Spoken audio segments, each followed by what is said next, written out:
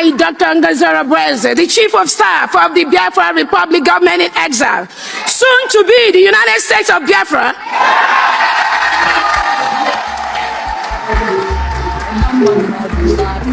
and the de facto government at home, by the powers conferred on me by His Excellency, the Prime Minister, I'm going to go ahead and read his speech. Hello Nigerians, and welcome to Let's Talk Politics on Naija, your trusted source for all-round political discourse. Today, the spotlight is on a seismic development in Nigeria's political terrain. On this today, 29th of November 2024, the 40th state of Biafra has been officially declared at a convention held in Finland. This announcement was delivered by Chief Dr. Ngozi Ebueze, Chief of Staff of the Biafran Republic in Exile, on behalf of the Prime Minister Simon Ekpa, but notably absent from his historic declaration. On behalf of His Excellency, the Peace Ambassador, our Prime Minister, Simon Ekpa, I, Dr. Ngozi Ebueze, the Chief of Staff of the Biafran Republic government in exile, soon to be the United States of Biafra,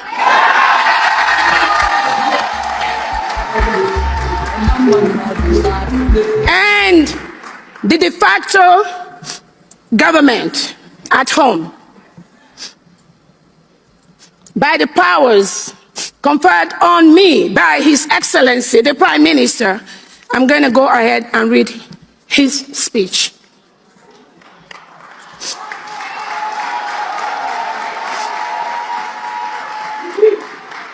Ladies and gentlemen, it is my pleasure to welcome everyone to this beautiful venue in Lahti. Thank you to the people and the government of Finland. My name is Dr. Ngozi Ebueze.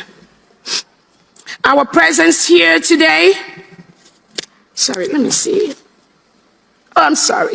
all right. I stand here on this memorable event in Lahti to welcome Biafrans and dignitaries from all over the world that are here present in Finland. Last year, we gathered in Helsinki to chart a new course for our people and fight for our freedom. This year, we are gathering again to review our progress and make definite statements about our freedom. The challenges we face are still enormous, but one thing is clear. Because our angels, Biafra Defense Forces and resistance fighters, have discharged their duties with utmost professionalism, the oppressors have realized they can't kill their way out of our quest for freedom.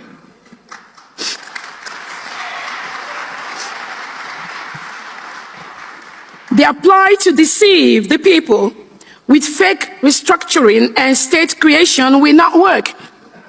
You all remember, we've been asking for restructuring for ages and Nigeria have refused. Now that our PM has risen up, they now want regional government. Not for us anymore.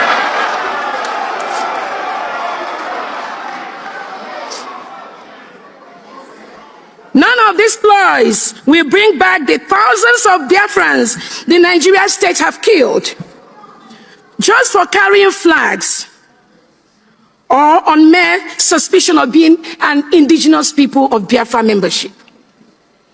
Just for being an IPOB, just for being a Biafran, Nigeria murders our people in the thousands.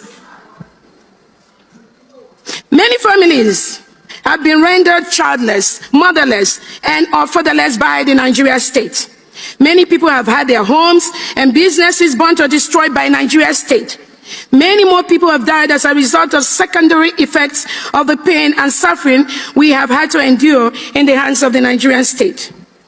My fellow Biafrans, As I look back over 3 years since the abduction and extraordinary rendition of our leader, Onyendumazi Nnamdi Kanu, MNK, and the severe suffering this act brought onto our people, I am saddened by the extreme cruelty the Nigerian state has unleashed on our people.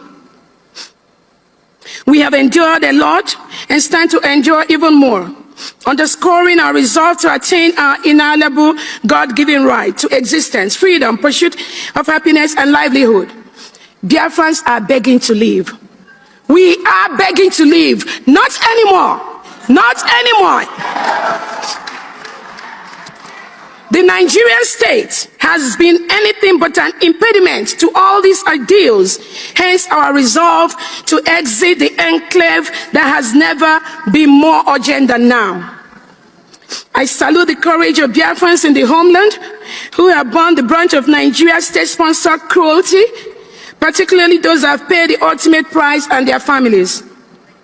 To the Biafrans in diaspora, I cannot thank you enough for standing up for your compatriots and being a source of hope for the defenseless people in the homeland who are victims in many respects, including loss of our collective wealth to a select privileged few who then turn around and denigrate the people as miscreants.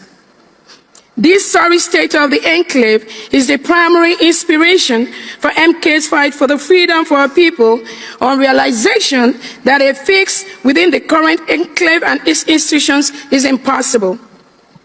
In this regard, we initiated a self-referendum voting for our people to decide whether or not they support Biafra independence from Nigeria.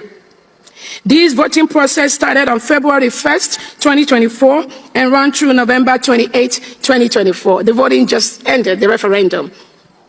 The full results will be out in the next 2-3 weeks to the world.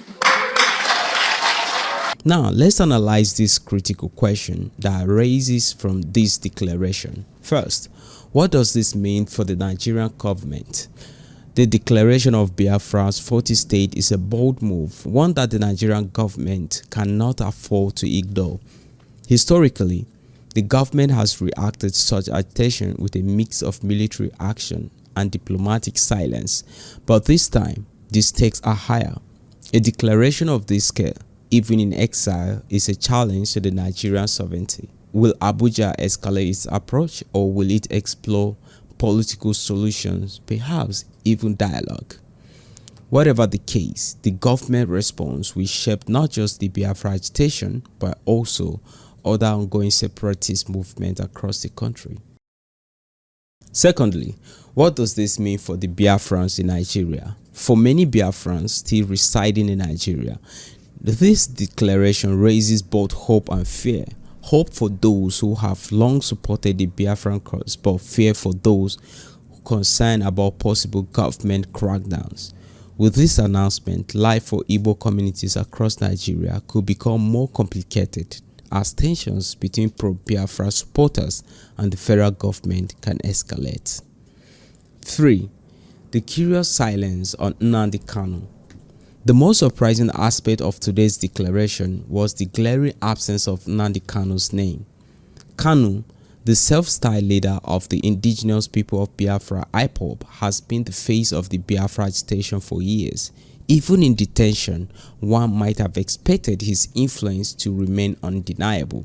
So, what does this mean?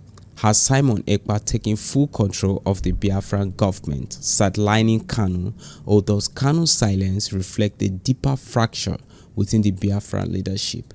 Remember, Ekpa once declared that he would disregard any orders from Kanu as long as Kanu remains in detention. I will listen to him when he becomes a free man. And not only a free man, no, he has to come to Finland and sit one-on-one with me before I can listen to him. That is my condition. But now, with Ekpa himself possibly in detention, the question remains, who is the true leader of Biafra?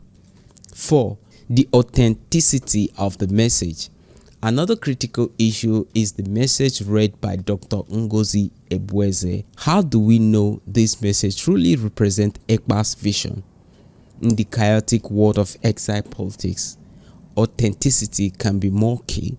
Was this declaration a consensus among Biafra leadership, or the work of a faction trying to seize control in Ekpa and Kanu's absence? 5.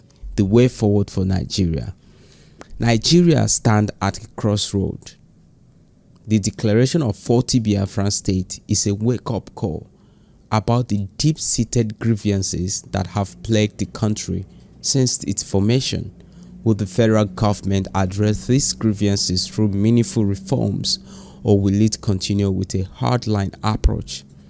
The call for dialogue has never been more urgent. Ignoring this agitation or responding with force risks further alienation of the Southeast and may embolden other separatist movements.